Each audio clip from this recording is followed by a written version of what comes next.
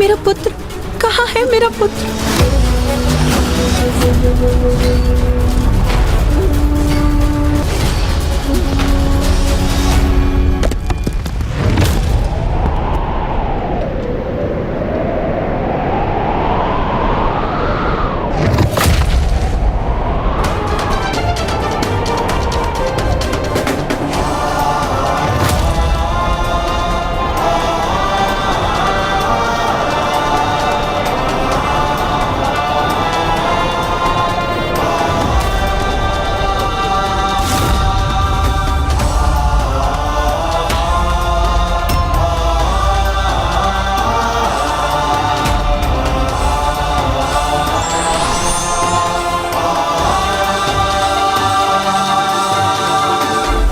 ने अपने मुष्टि प्रहार से उस पर्वत को 2 भागों में बांट दिया और फिर उन दोनों भागों को एक मुर्ग और एक मयूर में परिवर्तित कर दिया। दशार्थ, अपनी शक्तियों से मैंने तुम्हें 2 ऐसे निर्दोष पक्षियों में परिवर्तित कर दिया जो कभी किसी को हानि नहीं पहुंचाते। इसीलिए तुम भी कभी किसी का बुरा नहीं कर पाओगे।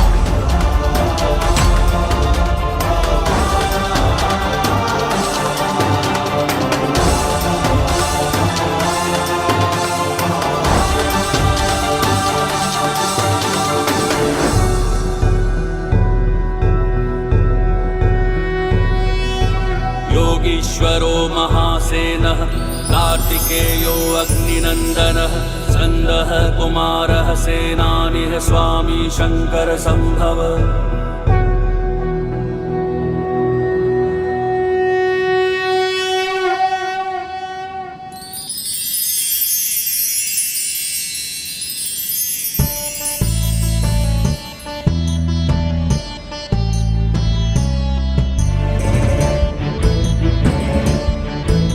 प्रभु,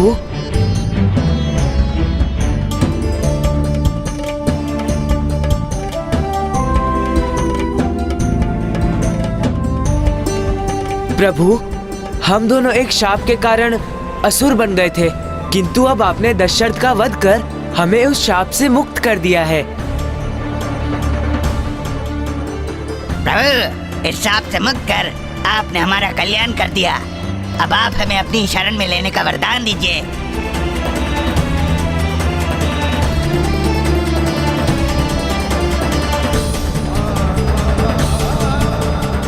उचित है मयूर जी, अब से आप मेरे वाहन बनेंगे, मेरे वाहन बनेंगे।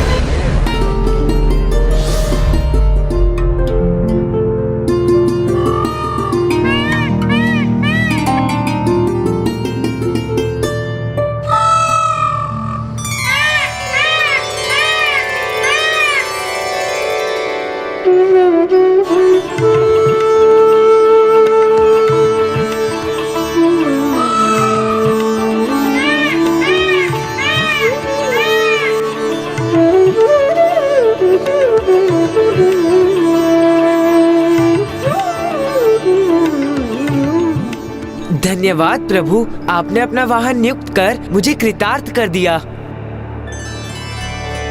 मुझे ज्ञात है प्रभु, मैं मयूर के समान सुंदर नहीं, कदाचित इसलिए आपने मुझे सौभाग्य के योग्य नहीं समझा।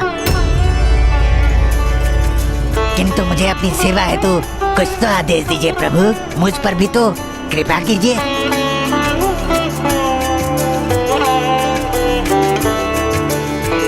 आज तुम्हारी छवि मेरे पताके पर सदैव अंकित रहेगी,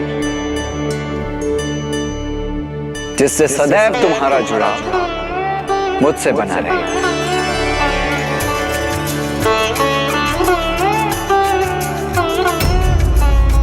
क्या हुआ?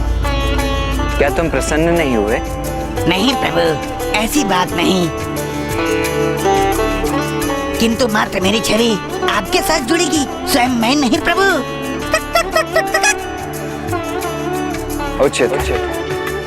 तो आपके लिए मेरा यह आदेश है कि आज से मुझे और संसार के प्रत्येक जन को भोर में सूर्योदय से पूर्व तुम बांग देकर उन्हें उनकी निद्रा से उठाओगे। तुम्हारी बांग से सभी जन समय पर नृत्य कर और संस्कार आदि का पालन करेंगे और इस प्रकार तुम सभी को नित्य धर्म का पालन करने के लिए प्रेरित करोगे। धन्यवाद प्रभु।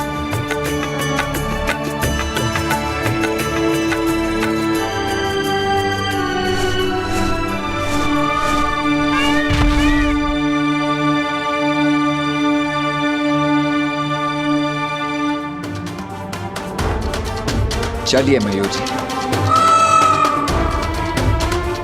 मुझे माँ से भेंट करनी है। पिताश्री के दर्शन कर उनके चरण स्पर्श करने हैं।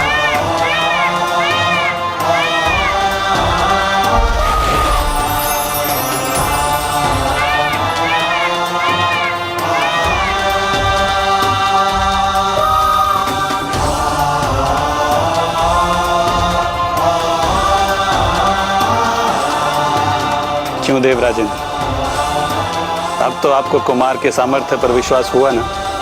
हाँ हाँ नारायण, मैं तो प्रथम दृष्टि में ही कुमार को पहचान गया था और मुझे पहले से ही ज्ञात था कि कुमार अवश्य तारकासुर का वध करने में समर्थ है और वही हमें उसके आतंक से मुक्ति दिला सकते हैं।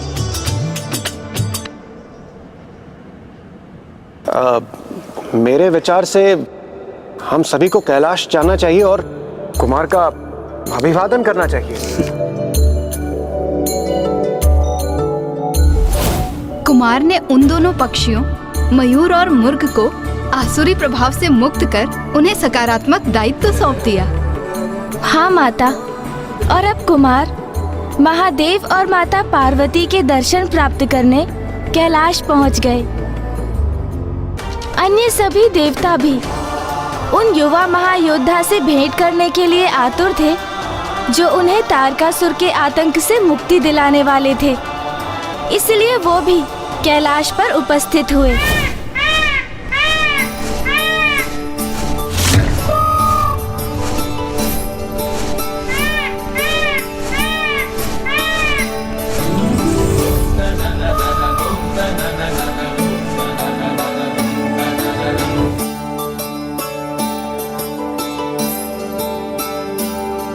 माँ माँ माँ,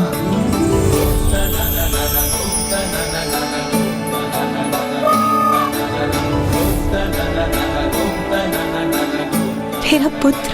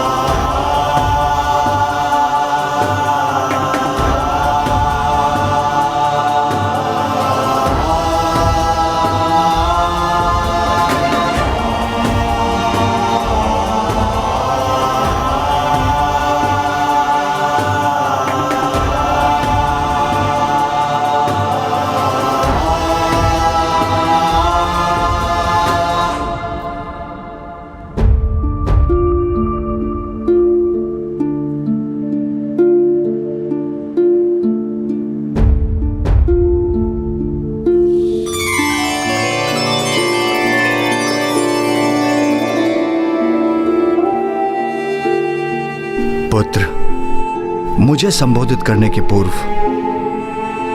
तुम्हें प्रथम शब्द उनके लिए कहने होंगे जो दीर्घ समय से तुम्हारे आगमन की आस लगाए हुए हैं।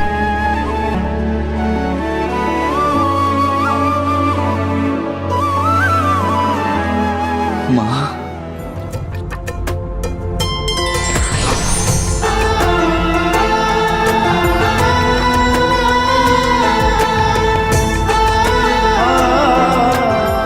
माँ,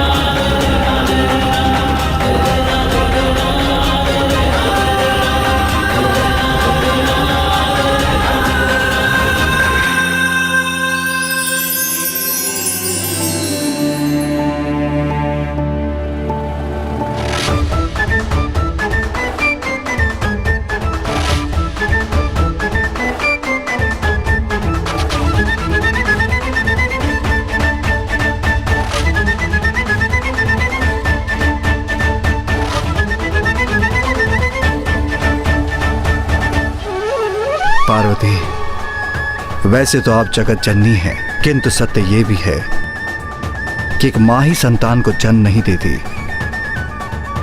एक संतान भी एक माँ को जन्म देती है।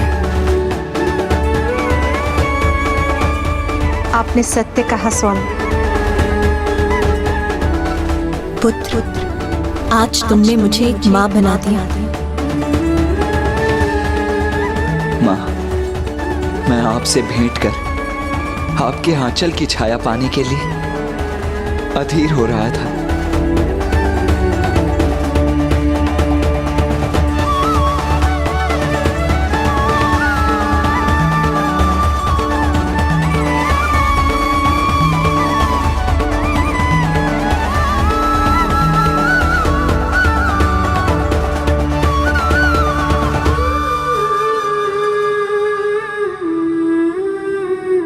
पुत्र, तुमने जन्म लेते 6 कृतिकाओं से पोषण प्राप्त किया था।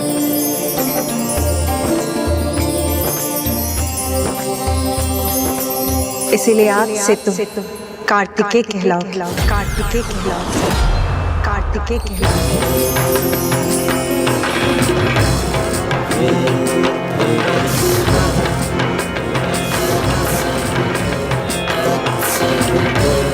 और तब तुम्हें 6 शीश भी धारण किए थे, इसीलिए तुम्हें छदानन भी कहा जाएगा।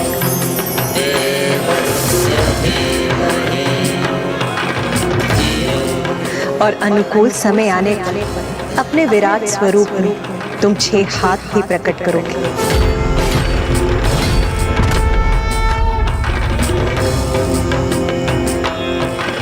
कार्तिकेय अति सुंदर और उपयुक्त नाम है। और तुम मेरी उस ऊर्जा से उत्पन्न हुए हो जो मुझसे छलक कर सरकंडूब द्वारा धारण की गई।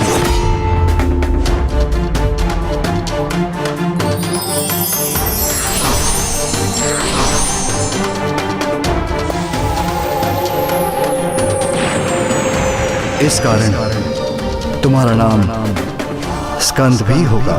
स्कंद भी होगा। स्कंद भी होगा।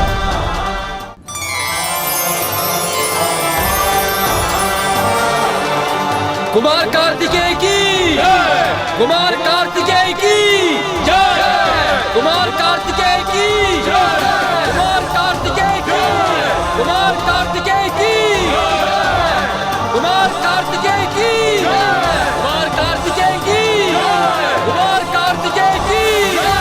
कुमार कार्तिकेय की जय। और इस प्रकार जगत जननी माता पार्वती एक पुत्र की माँ भी बनी, क्योंकि कुमार कार्तिकेय भी अब संसार में स्कंद नाम से भी विख्यात होने वाले थे। और माता का ये रूप स्कंद माता के नाम से प्रख्यात हुआ।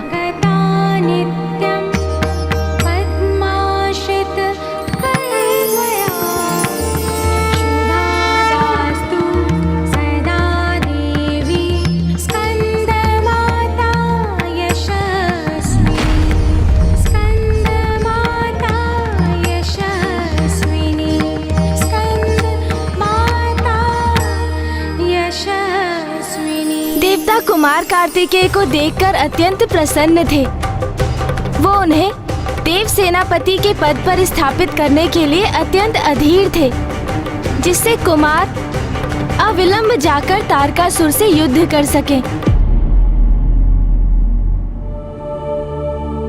इतनी शीघ्र? किंतु अभी तो कुमार अपने माता पिता के पास कैलाश पहुँचे ही थे। माता पार्वती तो देवताओं के इस प्रस्ताव से अवश्य अत्यंत अप्रसन्न हुई होंगी। आपने सर्वथा उचित कहा माता सरला। माता पार्वती अप्रसन्न अवश्य थी, किंतु किसी अन्य कारण से। कुमार कार्तिकेय, कितने वर्षों से हम सभी ने आपके जन्म की प्रतीक्षा की है। मेरे विचार से अब और विलंब उचित नहीं। देव सेनापति पद आपकी प्रतीक्षा कर रहा है, उसे स्वीकार कीजिए। महादेव, यदि आपकी आज्ञा हो तो हम आज ही कुमार कार्तिकेय को देव सेनापति के पद का दायित्व सौंपना चाहते हैं। कदापि नहीं। मैं इसकी अनुमति नहीं दूंगी।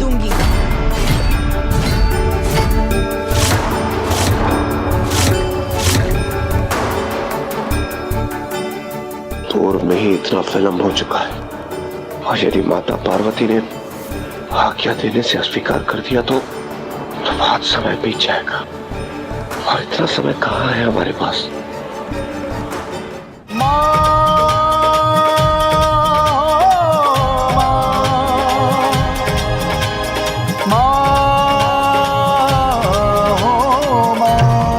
पार्वती, ये क्या कह रही हैं आप?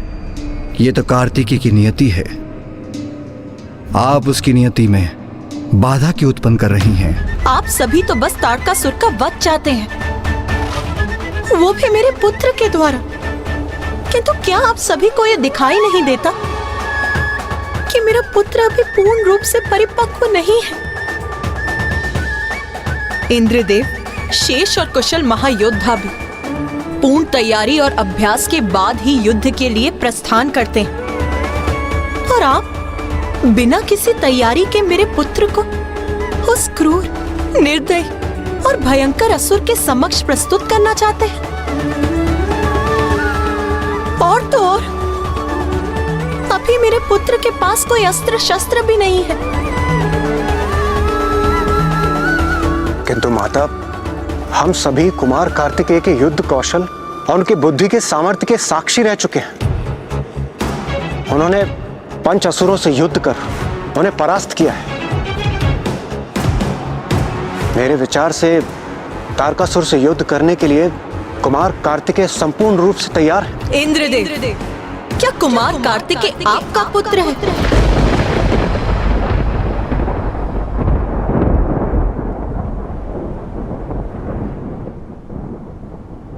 नहीं माता। उचित कहा आपने। कुमार कार्तिकेय आपका नहीं, मेरा पुत्र है।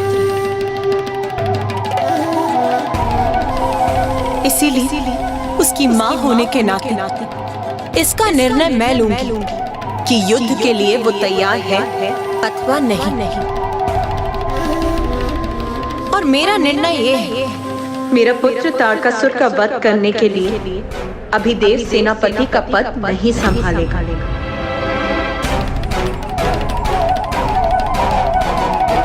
किंतु माता, कुमार कार्तिकेय को शिक्षा प्रदान करने वाले उनके गुरु कौन होंगे? इसकी मां होने के नाते इसकी प्रथम गुरु तो स्वयं मैं हूं।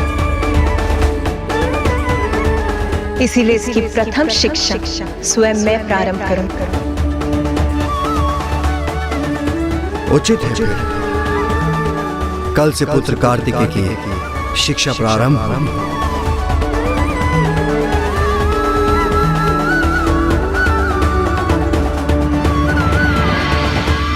पुत्र, तुम स्नानादि से निवृत्त हो, अपना तन और मन शुद्ध कर चुके हो, इसलिए अब तुम्हें पंचाग्नि तप आरंभ करना चाहिए।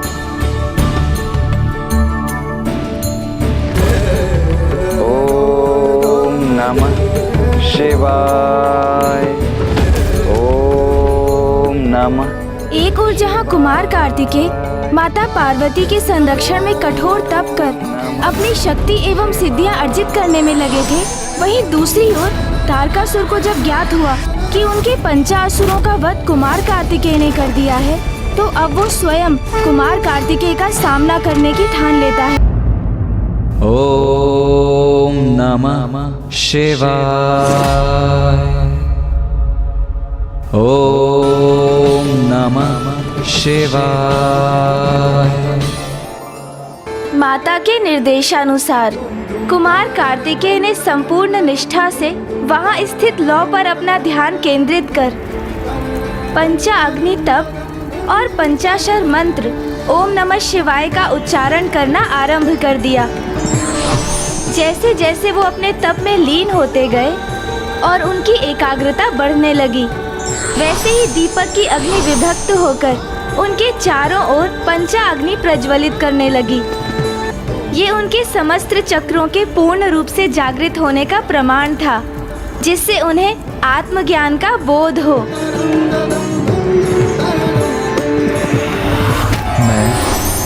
मैं परम ब्रह्म हूँ, परम ब्रह्म।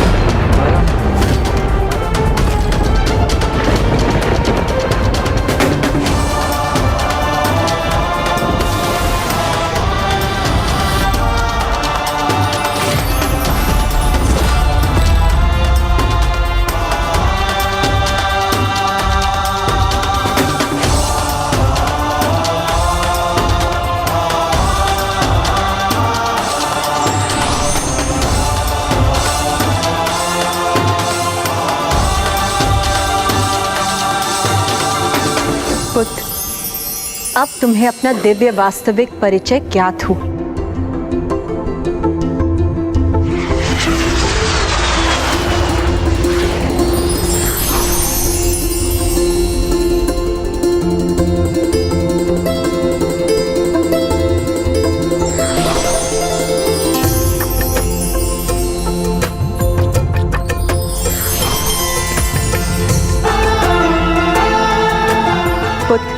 तुमने पंचाग्नि तप को सफलता से संपन्न किया और तुम्हारे समस्त चक्रों के जागृत होने से तुम मेरे एवं अन्य सभी की शक्तियां स्वीकार करने में समर्थ हो।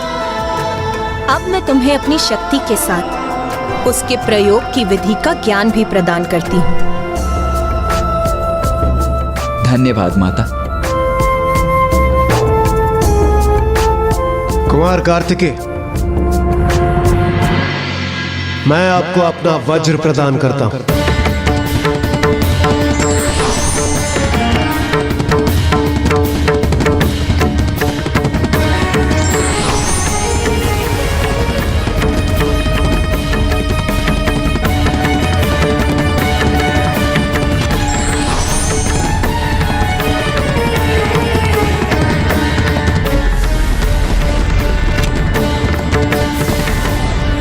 मेरा ये वज्र स्वीकार कीजिए कुमार कार्तिकेय। आप जब भी इसका आवाहन करेंगे, यह आपके समक्ष प्रस्तुत हो जाएगा। मैं आपका वज्र स्वीकार करता हूं देवराज।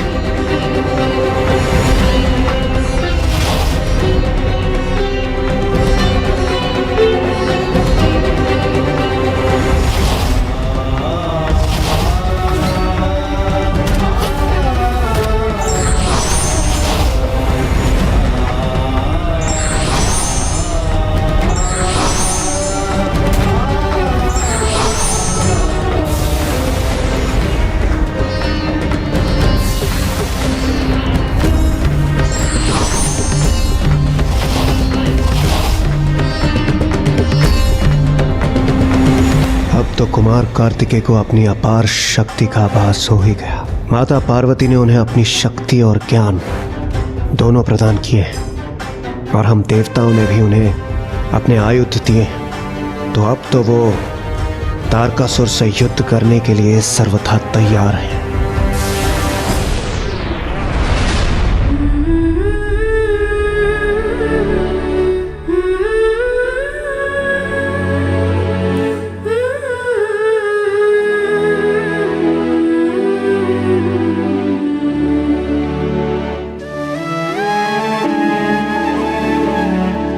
पुत्र कार्तिकेय।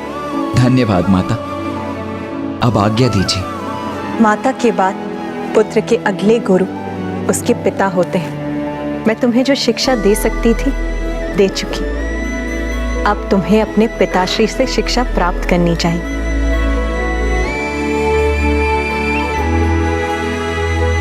तो क्या कुमार कार्तिकेय अभी भी युद्ध के लिए नहीं जाएंगे?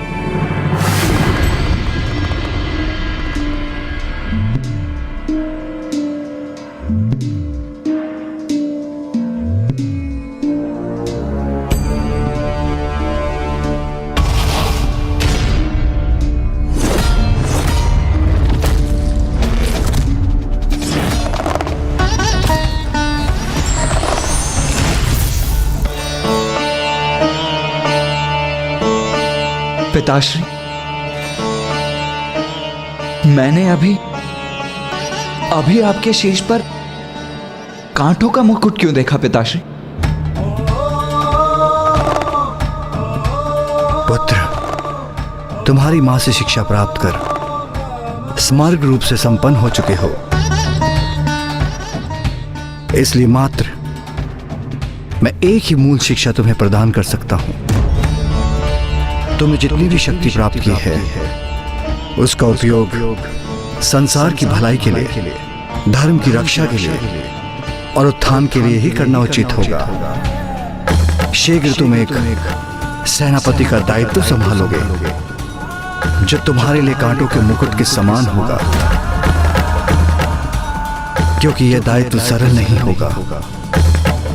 उसे तुम्हें बहुत धैर्य और लगन से संभालना होगा। तो ब्राह्मण देवता, अब तो कुमार कार्तिकेय ने शक्तियां, आयुध और ज्ञान सभी प्राप्त कर लिए थे, तो अब तो उनकी शिक्षा पूर्ण हो गई थी ना?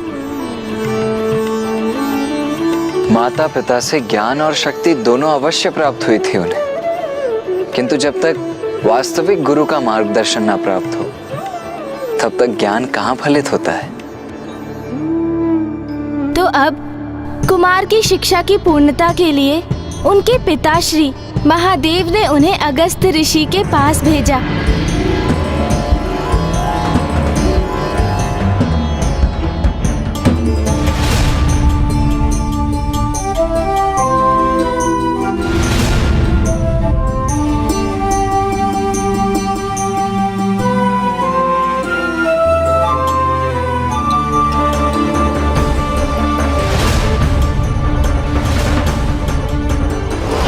ऋषि जहाँ तपोबल के धनी है, वहीं वो युद्ध कला के भी महान ज्ञाता हैं।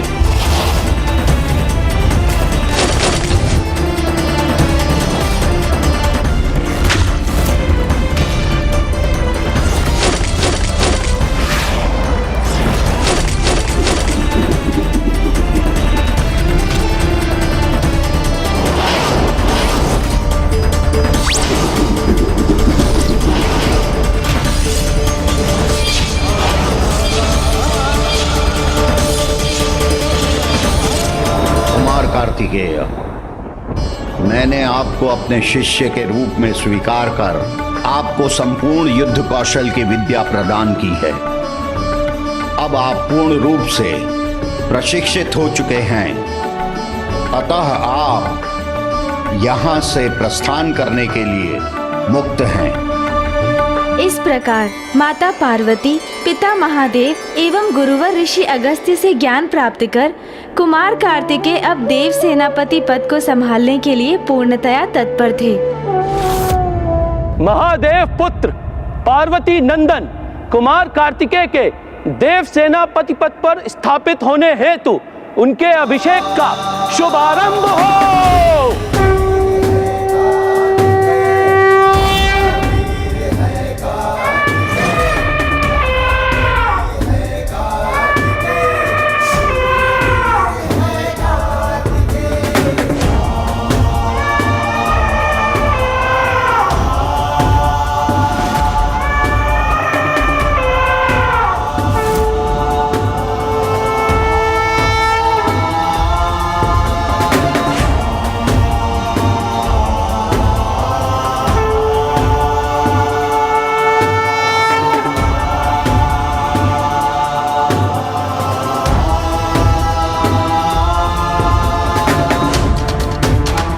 पुत्र,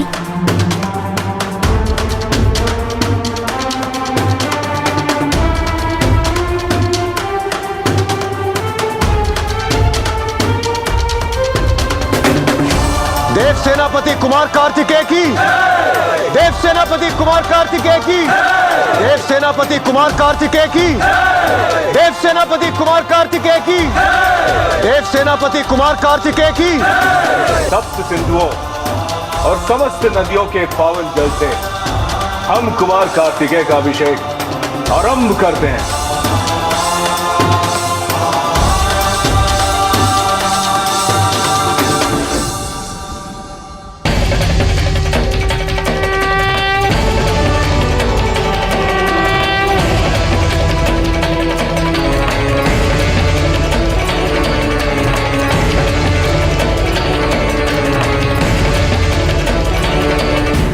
आयुष्मान भव पुत्र।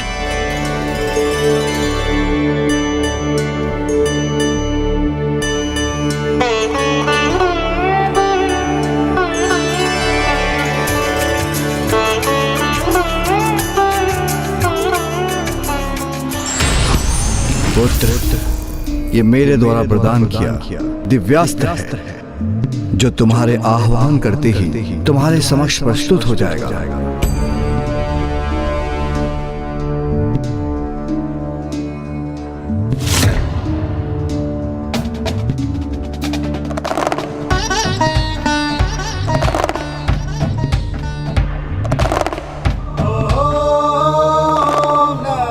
धन्यवाद पिताश्री।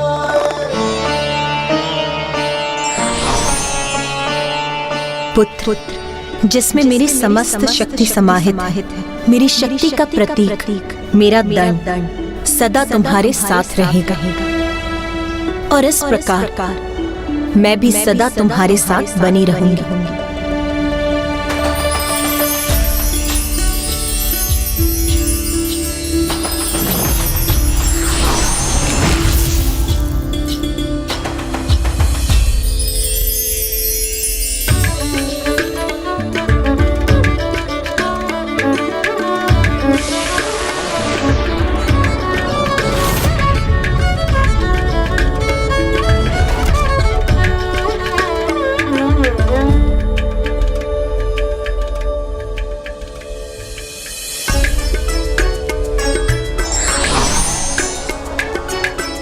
पुत्र,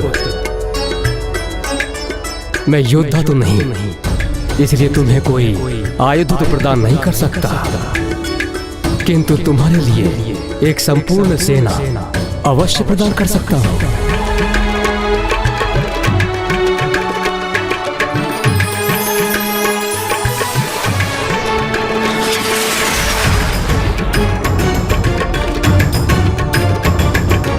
देव सेनापति कुमार कार्तिकेय की, देव सेनापति कुमार कार्तिकेय की, देव सेनापति कुमार कार्तिकेय की, देव सेनापति कुमार कार्तिकेय की, देव सेनापति कुमार कार्तिकेय की, देव सेनापति कुमार कार्तिकेय की, देव सेनापति कुमार कार्तिकेय। प्रतीत होता है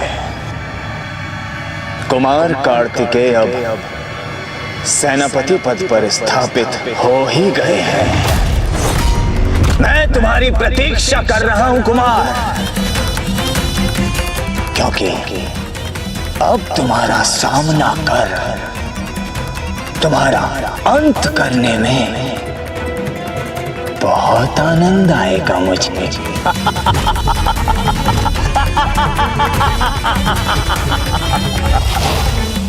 और इस प्रकार महादेव पुत्र पार्वती नंदन कुमार कार्तिकेय देव सेनापति पद पर स्थापित हुए। उनके लिए तो तारकासुर का वध करना बालकों की क्रीड़ा के समान सरल रहा होगा ना?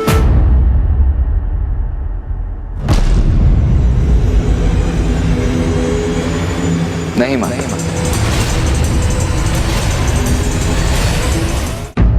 तारकासुर अत्यंत शक्तिशाली त्रिलोक विजेता था। उस असुर का अंत करना इतना सरल नहीं था।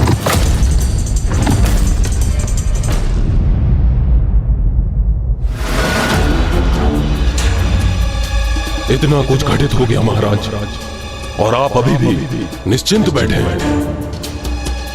ये मेरी समझ के बाहर है महाराज।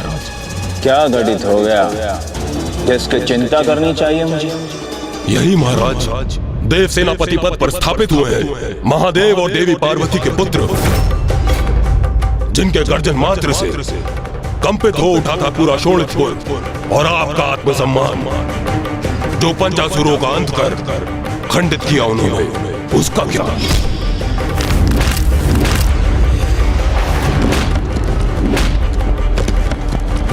इतना ही नहीं महाराज, उनमें से एक को तो अपना वाहन भी बना लिया उन्होंने।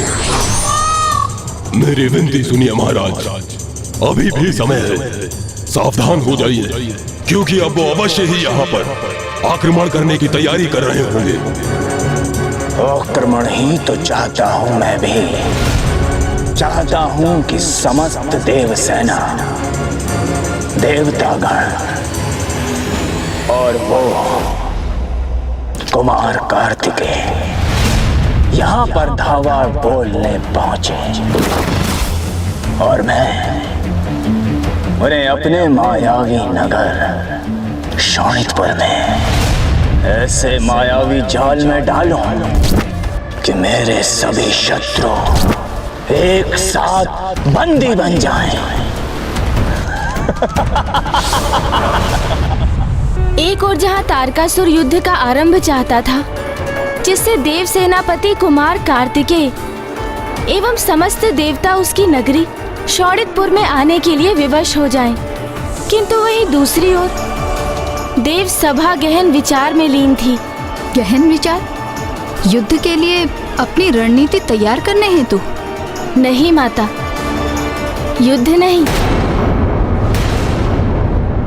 मेरे विचार से अब हमें तनिक भी विलंब किए बिना तारकासुर पर आक्रमण करना चाहिए। देव सेनापति, देवराज इंद्र तो अतिशीघ्र युद्ध चाहते हैं। अब निर्णय आपको लेना है कि इस विषय में आपका क्या विचार है।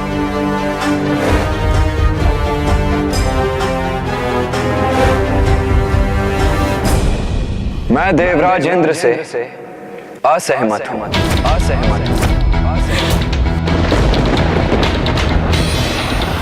धृष्टता क्षमा करें देवराज, किंतु युद्ध कोई बाल्य क्रीड़ा नहीं।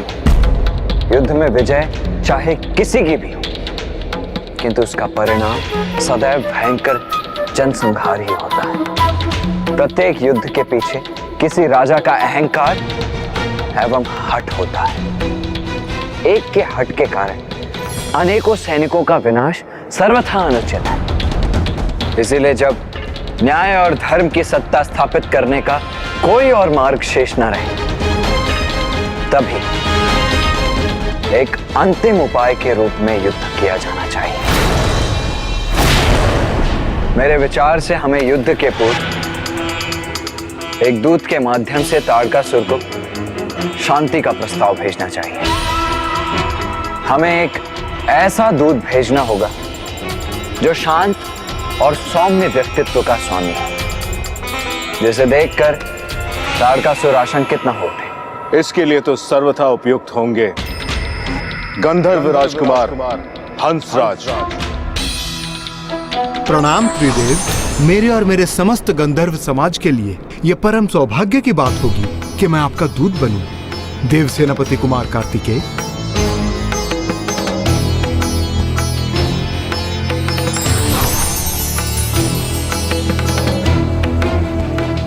असुर राज तारकासुर, हम समस्त देवता आपसे विनम्र निवेदन करते हैं कि आप त्रिलोक को अपने शासन से मुक्त करें।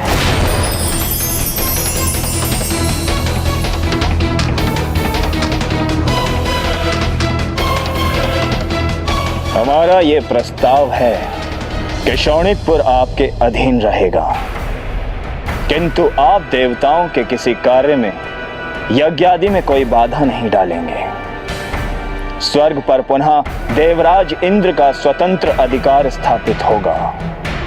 वह आपके अधीन नहीं रहेंगे। स्वर्ग आपके सेना नायकों से रिक्त होगा।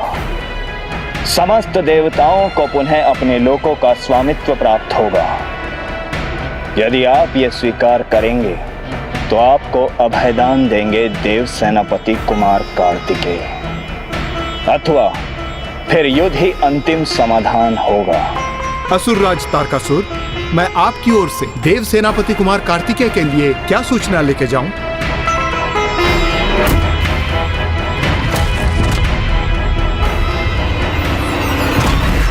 तुम्हारे देव सेनापति ने मेरे समक्ष कोई उपाय ही कहां छोड़ा है। उचित है तो जाओ और जाकर कह दो अपने देव सेनापति से कि हमारे पास भी उनके लिए एक संदेश है।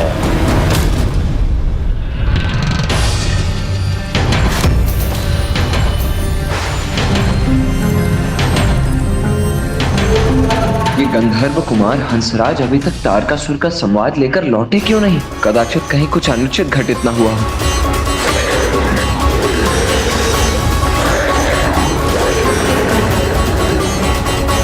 ये तो कोई असुरी पक्षी प्रतीत होता है। इसने अपने मुख में क्या पकड़ रखा है?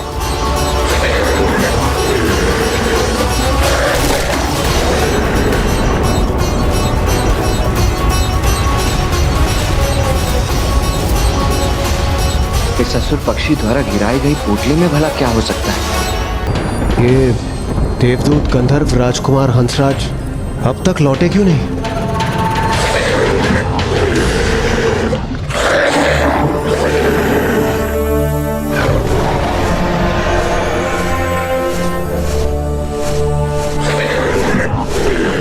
ये तो कोई असुरी पक्षी प्रतीत होता है। हाँ, अट्टासुर है ये, तारकासुर का आसुरी पक्षी। किंतु ये यहाँ क्या कर रहा है? ओह, कहीं ये तारकासुर का दूत बनकर तो नहीं आया? इसने अपने मुख में क्या पकड़ रखा है?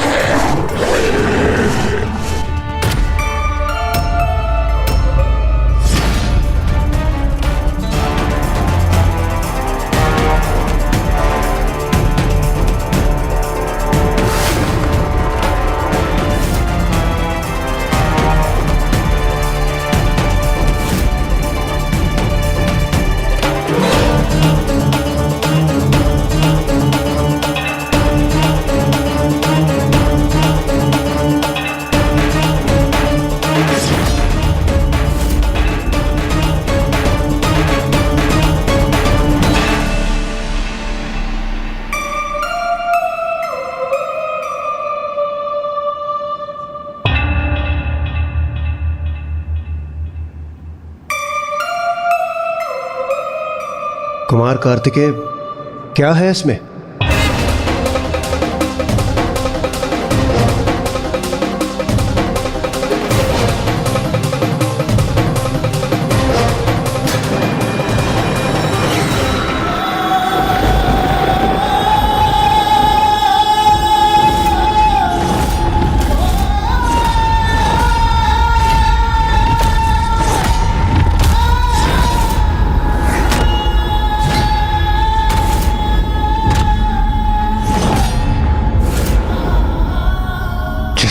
मुझे भय था वही हुआ। शांति नहीं, युद्ध ही चाहता है वो तारकासुर। अपने इस कुकृत्य से स्पष्ट कर दिया है उसने। ठीक है, अब युद्ध ही होगा।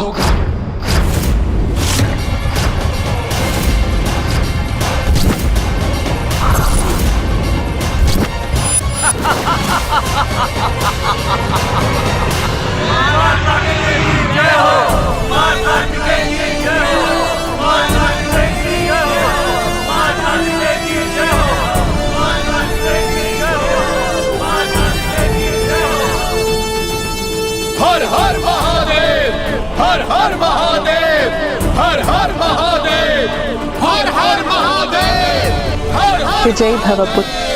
हर हर महादेव, हर हर महादेव, हर हर महादेव। विजयी भव पुत्र। माँ, आपने मुझे अपना ज्ञान और शक्ति तो प्रदान कर दी, किंतु क्या पुत्र? क्या अभी भी तुम्हें अपूर्णता का आभास हो रहा है? क्या अभी भी तुम्हारी तैयारी में कुछ शेष है? हाँ माँ, ज्ञान और बल व्यक्ति को समर्थ अवश्य बनाते हैं, किंतु उनके उपयुक्त प्रयोग के लिए पर्याप्त अनुभव भी तो अनिवार्य है ना। वो अनुभव कहाँ है मेरे पास? तुमने सर्वथा उचित कहा पुत्र। अनुभव तो समय के साथ ही प्राप्त होता है, किंतु तुम चिंता मत करो। मेरा अनुभव सदैव तुम्हारा सहायक बनेगा।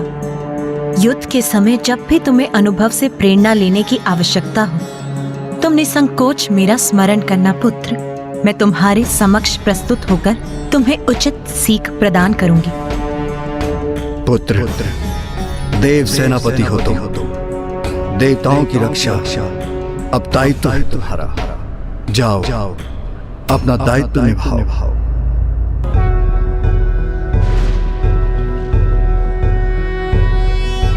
योगीश्वरो महासेनः कार्तिकेयो अग्निनन्दनः स्कन्दः कुमारः सेनानिः स्वामी शंकर संभव।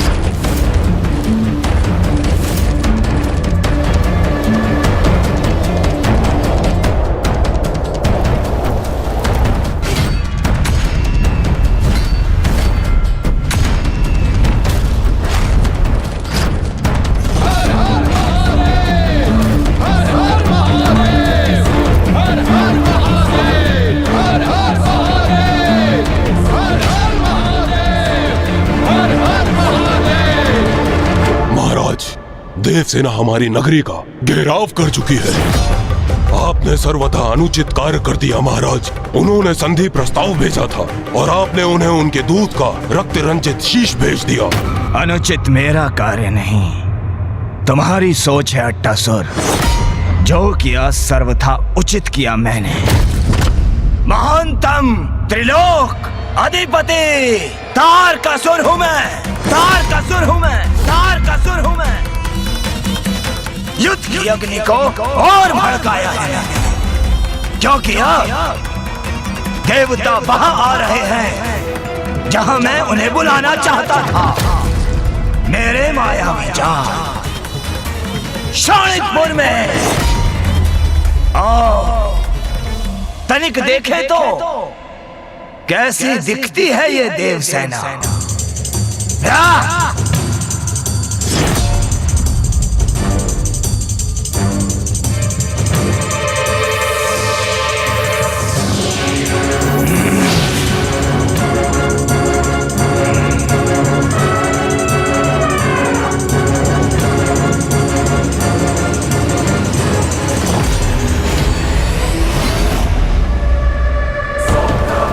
ये देवता अकेले आए हैं यहाँ, बिना सेना नायक के।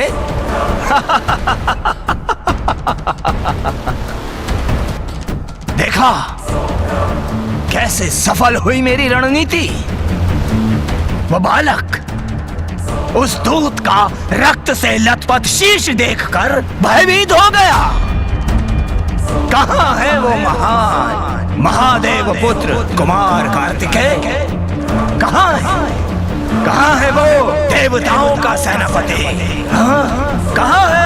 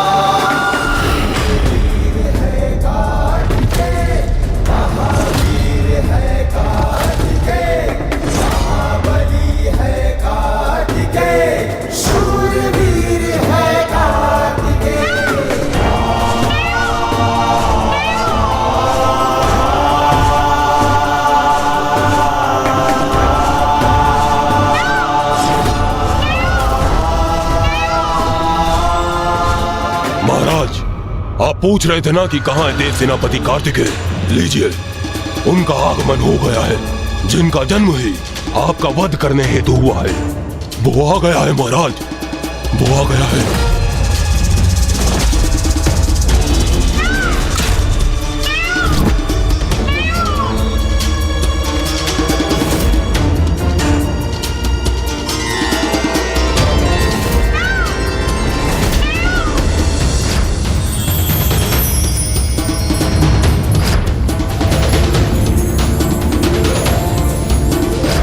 समय आ गया है जब नष्ट होगी अन्याय की सत्ता।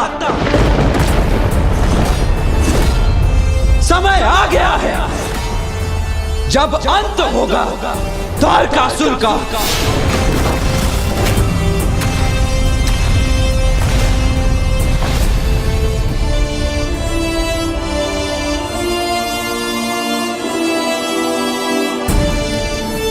समय आ गया है जब न्याय और धर्म की विजय होगी।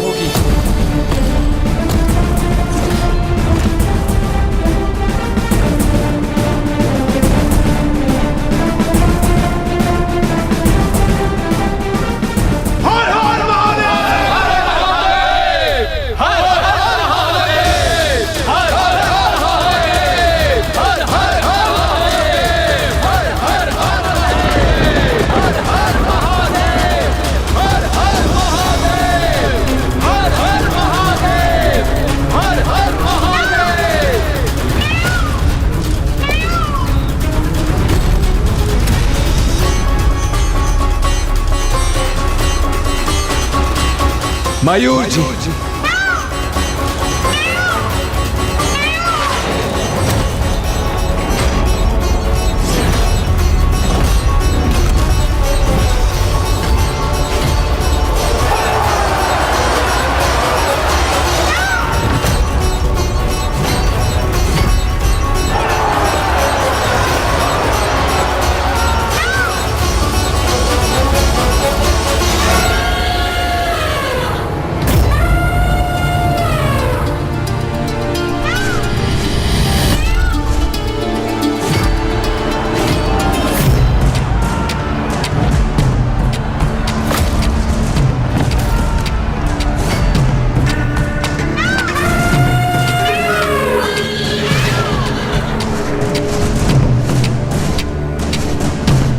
ऐसा क्यों प्रतीत हो रहा है जैसे जैसे कुछ भूल रहा हूं मैं, कुछ ऐसा जो अत्यंत महत्वपूर्ण है।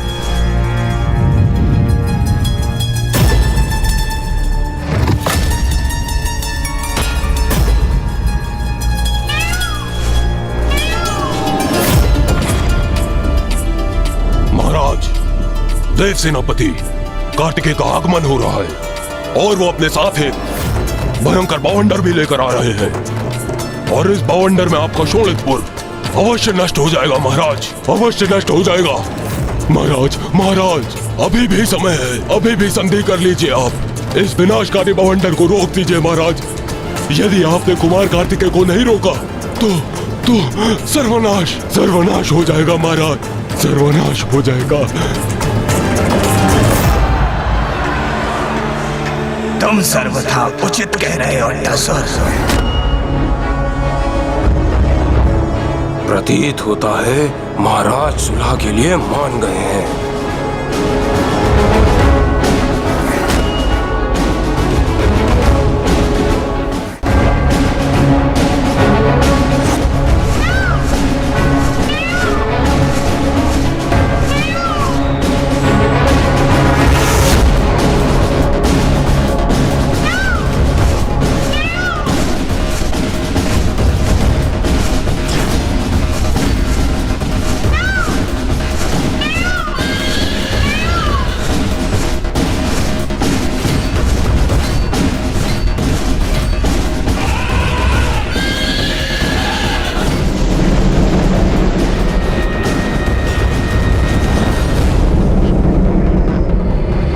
ये कैसी ऊर्जा है?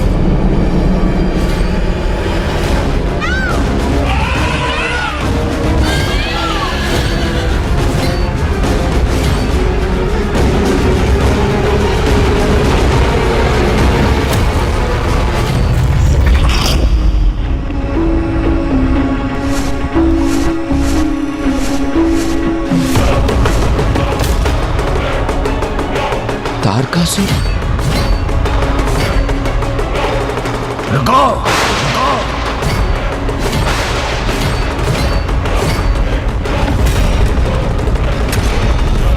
लौट जाओ यहां से। क्यों व्यर्थ युद्ध करना चाहते हो तुम? उससे किसी का क्या लाभ? तो क्या ये तारकासुर आप संधि करना चाहता है? अकारण नरसंहार होगा इस युद्ध में, अनावश्यक। हमें वार्ता करनी चाहिए, शांति स्थापित करनी चाहिए और टाल देना चाहिए इस युद्ध को। तारकासुर, हमने तो दूध भेजकर तुम्हारे पास शांति का प्रस्ताव भेजा था, किंतु तुमने बड़ी क्रूरता से उसका वध कर उसका शीश हमें लौटाकर युद्ध के अतिरिक्त कोई और मार्ग छोड़ा था। तो अब तुम्हारे शांति प्रस्ताव का क्या अर्थ है? उत्तर दो तारकासुर। प्रतीत होता है तुम देव सेना को देखकर भयभीत हो गए।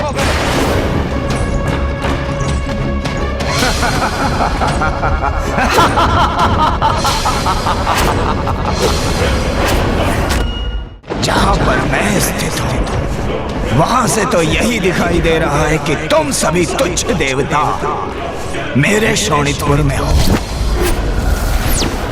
त्रिलोक के स्वामी की राजधानी शोणितपुर में मुझसे निम्न स्थान पर हो तुम सभी और मुझे सम्मान देने के लिए विवश हो, किंतु फिर भी मुझसे इतने बड़े बोल बोल रहे हो कि मैं तारकासुर भयभीत हो गया।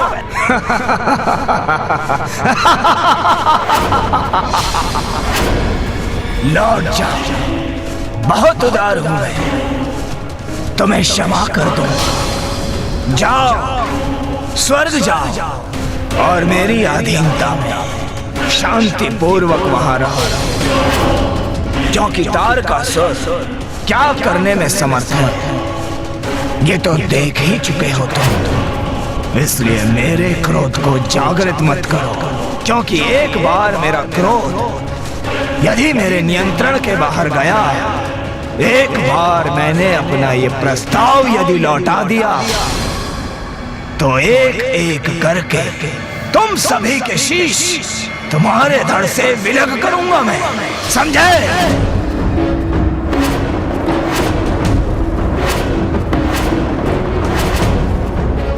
क्यों अट्टा सर, कैसा लगा मेरा दूत तुम्हें?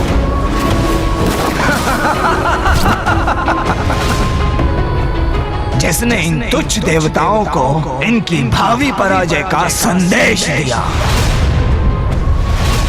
ये क्या महाराज, तो देवताओं का अपमान कर रहे हैं। तारकासुर की शक्ति का परिचय तारकासुर स्वयं देता है। कहो, आनंद आया ना? मुझे तो आया, बहुत आनंद आया। इन भैरू देवताओं का अपमान करके, उन्हें नीचा दिखा के, ये बता के कि वो मेरे समक्ष तुच्छ और नगण्य गीदड़ों का समूह कितना भी विशाल क्यों ना हो, सिंह से कभी युद्ध नहीं कर सकता। इसलिए युद्ध हुआ तो तुम में से किसी को भी शेष रहने का अवसर नहीं दूंगा मैं। जाओ, अब जाओ यहां से।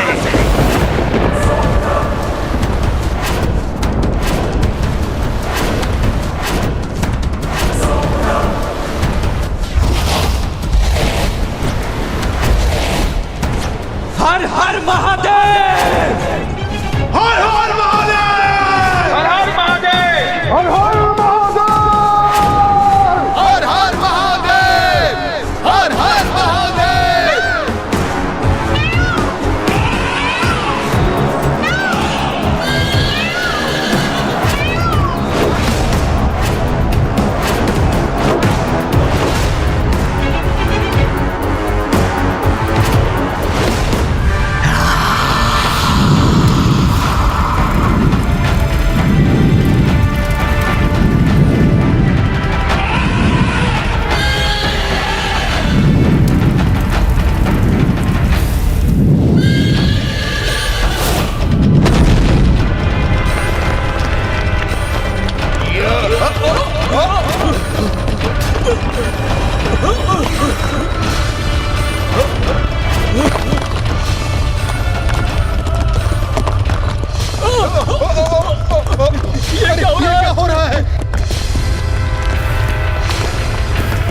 क्या कर दिया मैंने? कुमार कार्तिकेय ये समझ चुके थे कि देव सेनापति होने के नाते उनसे एक बहुत भारी भूल हो चुकी थी। भूल? कैसी भूल ब्राह्मण देवता?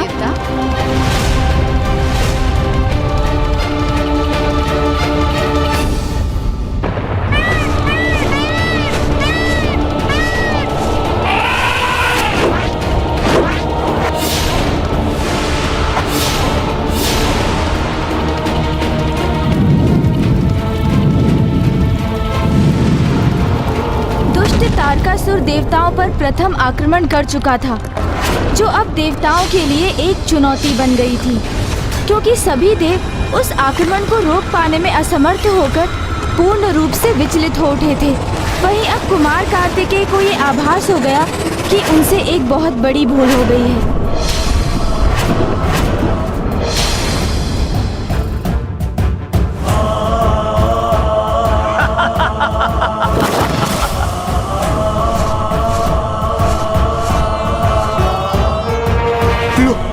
लो, पकड़ो मेरी भुजा। बाहर आओ, बाहर आओ। स्थिर रहो, स्थिर रहो। तुम्हें खींच लेंगे हम। हाँ, बाहर आओ, बाहर आओ।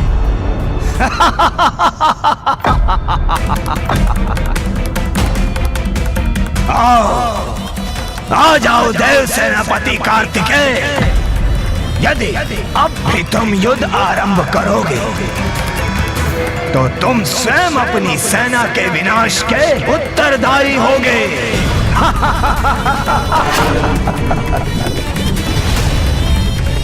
नहीं, ये क्या कर दिया मैंने? मुझसे इतनी बड़ी भूल कैसे हो गई?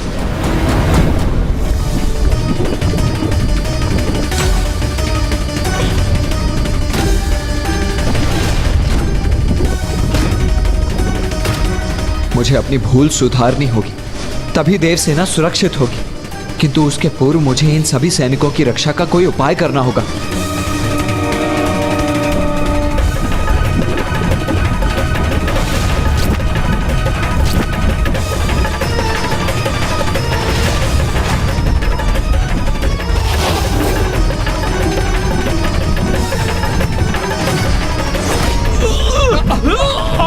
बाहर आओ और प्रयास करो, और प्रयास करो। आओ।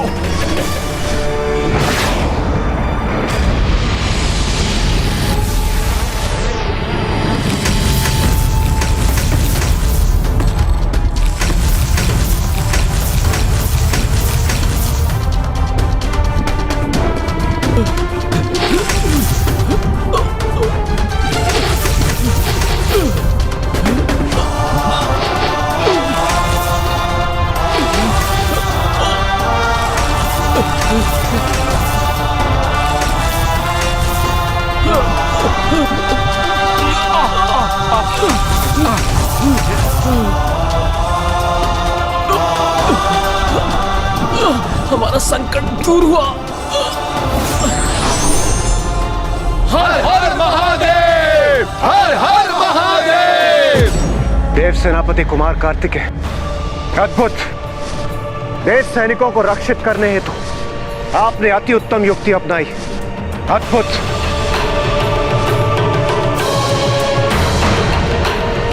नहीं देवराज, देवताओं की रक्षा तो मेरा कर्तव्य है, और जहां मैंने अपना यह कर्तव्य निभाया है, वहीं मुझसे एक बहुत बड़ी भूल भी हो गई है। भूल? कैसी भूल देव सेनापति कुमार कार्तिकेय? इतना बड़ा युद्ध आरंभ करने के पूर्व मुझे महागणपति जी की पूजा कर उनका आशीष अवश्य प्राप्त कर लेना चाहिए था।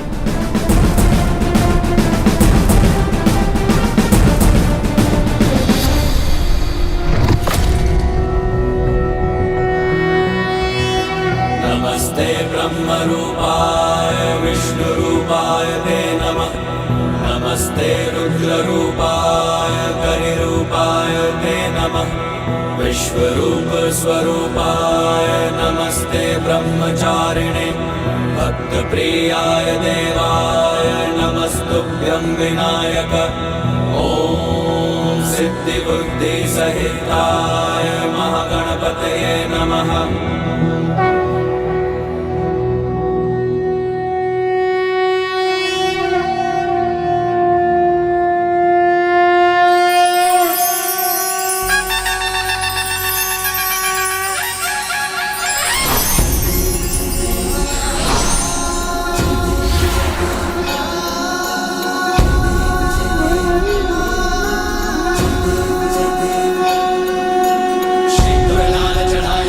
पुत्र कार्तिकेय,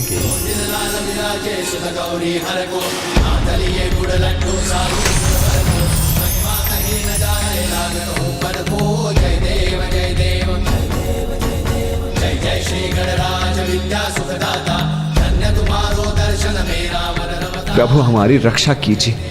माता पार्वती और पिताश्री का आशीर्वाद तो मुझे प्राप्त है, किंतु मुझे यह भी ज्ञात है कि ये युद्ध इतना सहज और सरल नहीं है। इसीलिए मैं आपसे निवेदन करता हूं प्रभु कि मेरा मार्गदर्शन कीजिए, जिससे मैं देवताओं को विजय दिलवा सकूं और तारकासुर का अंत कर सकूं। तुम उचित कहते हो पुत्र कार्तिकेय। ये सरल युद्ध तो कदापि नहीं है, क्योंकि तारकासुर एक मायावी असुर है, और इस युद्ध में विजय प्राप्त करने हेतु ही उसने शोणितपुर का निर्माण किया है। मायावी नगरी है शोणितपुर।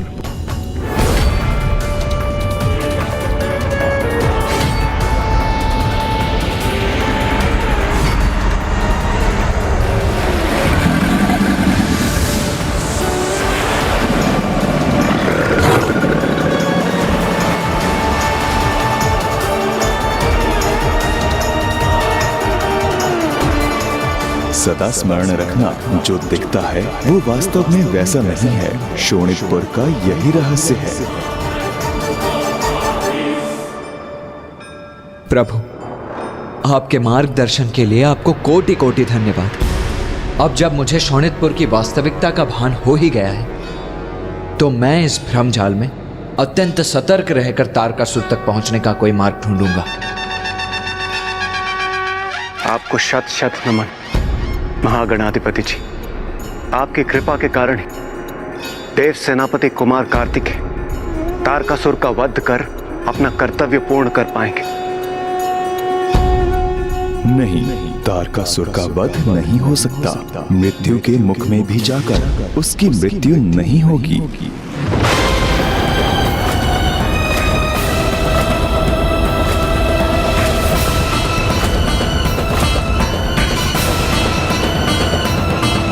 किंतु प्रभु, तारकासुर को प्राप्त वरदान के अनुसार उसका वध एकमात्र महादेव पुत्र कुमार कार्तिकेय द्वारा ही संभव है। और जब स्वयं वो उसका वध करने के लिए तत्पर है, तो फिर वो कैसे सुरक्षित रह सकता है? आपने सर्वथा सत्य कहा देवराज। तारकासुर का वध कुमार कार्तिकेय के द्वारा ही संभव है।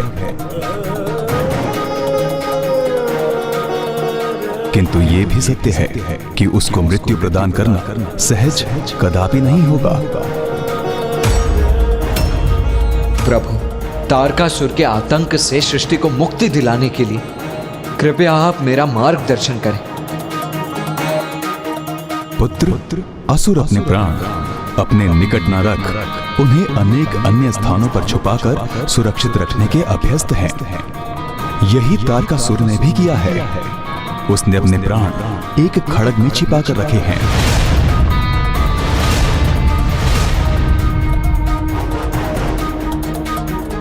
एक खड़ग में प्रभु? तारकासुर की माया नगरी में उसके भवन के भीतर एक माया जाल से सुरक्षित एक स्वचालित खड़ग है। सर्वप्रथम तुम्हें उसे प्राप्त कर उसे नष्ट करना होगा पुत्र। शोणितपुर के अंधकारमय आकाश में एक भवन है। उसी भवन में वो मायावी खड़ग सुरक्षित है। जब तुम शोणितपुर के भीतर पहुंचोगे, तब तुम्हें उस भवन के मार्ग में अनेकों बाधाओं का सामना करना होगा। स्मरण रखना पुत्र, उस समय तुम्हें उसी मार्ग पर आगे बढ़ना है जो सर्वप्रथम एक वन में परिवर्तित हो जाए। किंतु वो वन भी वन जैसा नहीं होगा।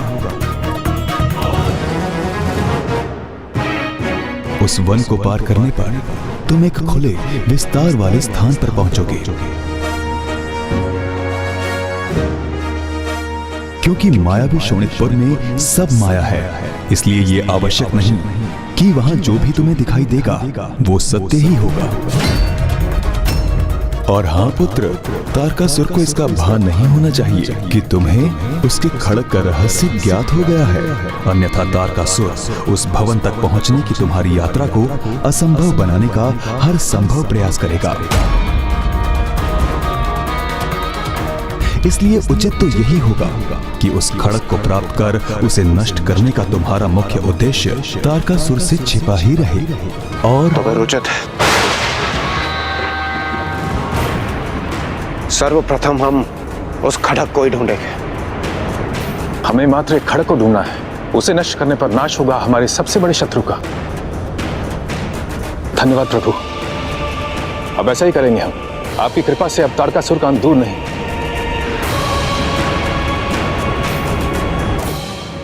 तारकासुर के रहस्य को हमारे समक्ष उजागर कर हमें उचित मार्ग दिखाने के लिए आपको कोटि कोटि धन्यवाद।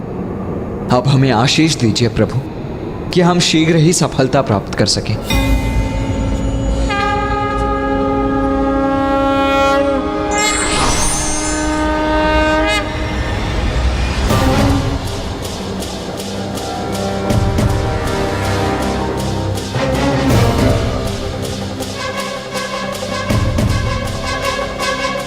प्रभु, आपके मन में उठ रहे विचार का आभास है मुझे। प्रिय पुत्र कार्तिकेय और देवता उस खड़ग को ढूंढने में इतने तत्पर हो गए हैं कि उन्होंने महागणपति जी के कथन को संपूर्णता से नहीं सुना। शोणितपुर एक मायावी स्थान है जहां उस खड़ग को सुरक्षित रखने हेतु अनेकों मायावी जाल बिछाए होंगे इस तारकासुर ने।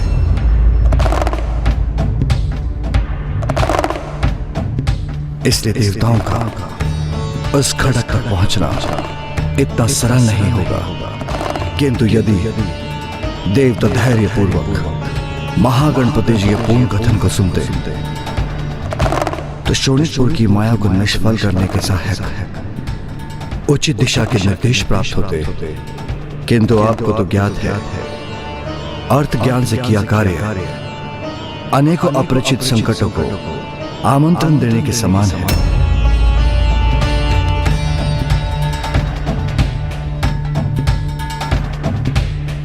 उचित सुझाव को ध्यान से ग्रहण कर उसे उसकी पूर्णता से ग्रहण करना एक बहुत बड़ा गुण है। पुत्र कार्तिकेय और देवताओं को इस गुण को अति शीघ्र सीखना ही होगा।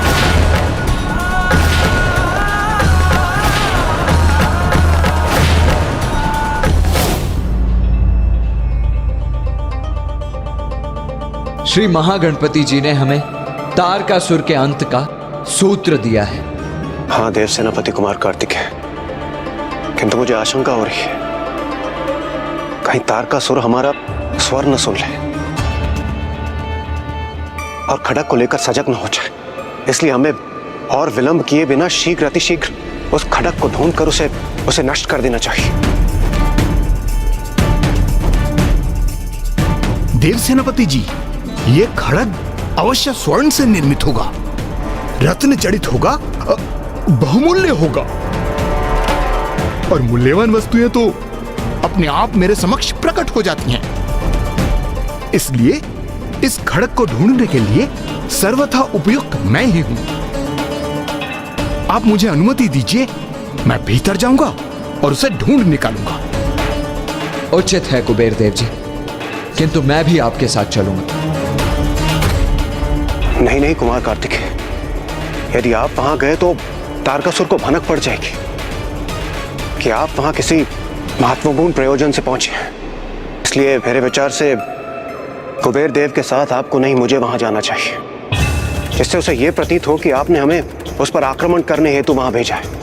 हाँ देव सेनापति जी, यदि आप वरुण देव सूर्यदेव यहीं उपस्थित रहेंगे तो तारकासुर को तनिक भी शंका नहीं होगी। और इसी अवधि में मैं कुबेर जी और देवराज के साथ जाकर उस खड़ को ढूंढ निकालेंगे।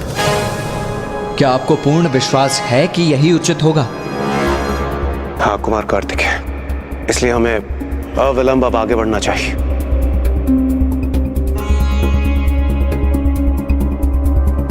उचित है, फिर मैं यहीं स्थित रहकर निगरानी रखूंगा। किंतु वो तारकासुर अत्यंत कपटी है। पूर्व में भी उसने अपने मायावी शीश के मुख से अग्नि प्रवाहित कर देवसेना को आहत करने का प्रयत्न किया था, तो वो आपके मार्ग में भी बाधाएं अवश्य उत्पन्न करेगा।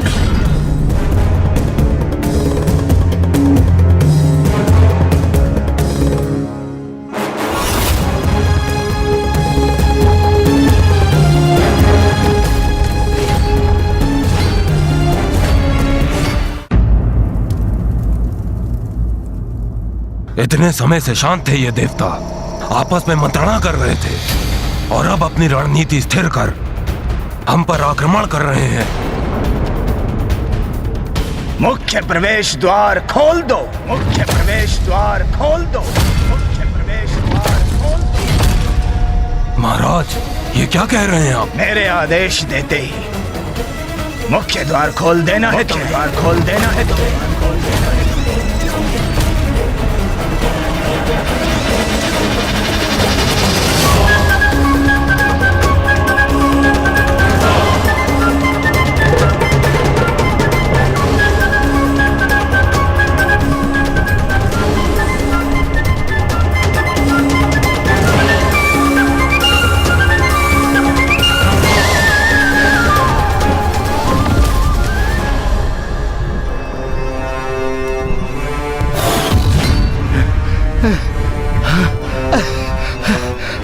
इंद्रदेव,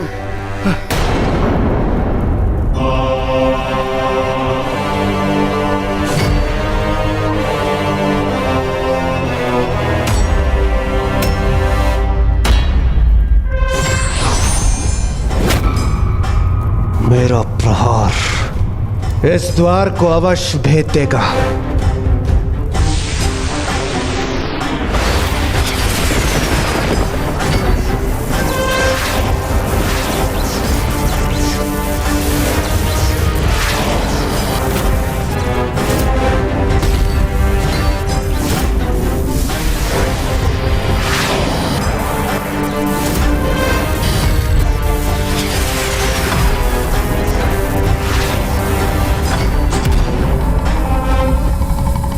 खोल दो मुख्य द्वार को इसी क्षण।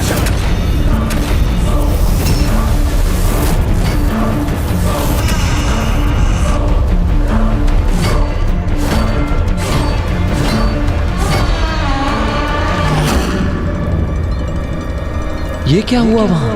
कैसे संभव है?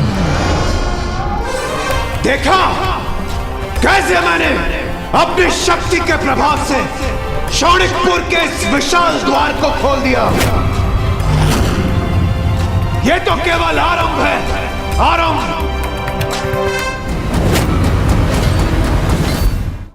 तुमसे बहुत बड़ी भूल हुई है तारकासुर, बहुत बड़ी भूल।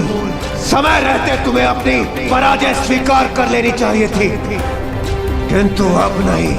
अब शौणिकपुर का विनाश सुनिश्चित है और मैं इसे भस्म करने के पश्चात ही यहां से लौटूंगा। नहीं, ये मेरा दृष्टि भ्रम नहीं, सत्य था। इंद्रदेव की विद्युत ऊर्जा से नहीं, अपितु स्वतः ही खुला है ये शौणिकपुर का मुख्य द्वार।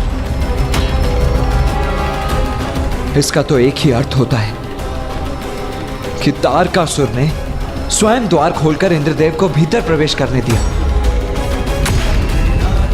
किंतु ऐसा क्यों किया उसने?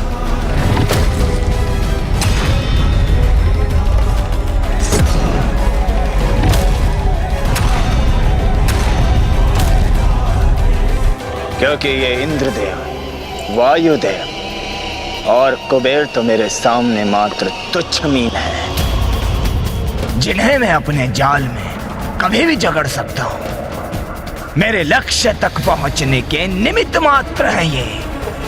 इसलिए इंद्र का ये विश्वास कि उसने शौणिकपुर के शक्तिशाली द्वार को खंडित कर दिया, मेरा ही सहायक बनेगा।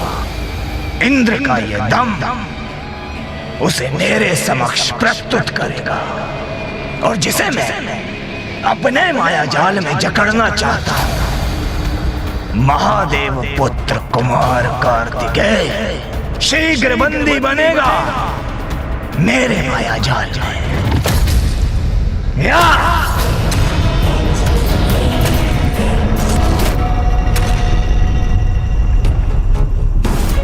सावधान तारकासुर, अब तो न तुम शेष रहोगे और न ही तुम्हारा आतंक। ये अवश्य तारकासुर का कोई कपट जाल है। देवराज, सावधान रहिए। रुक जाइए देवराज।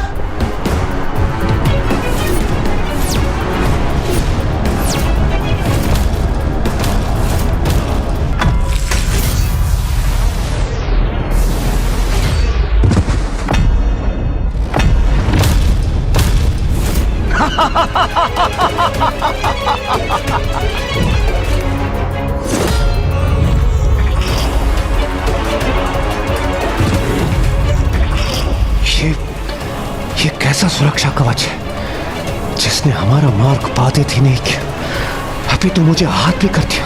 कल्पना से भी परे है, अर्थात कुटिल तारकासुर को परास्त करना सरल नहीं, किंतु मैं इस प्रकार फिर भी तो नहीं रह सकता। अब मुझे ही इसका हल निकालना होगा।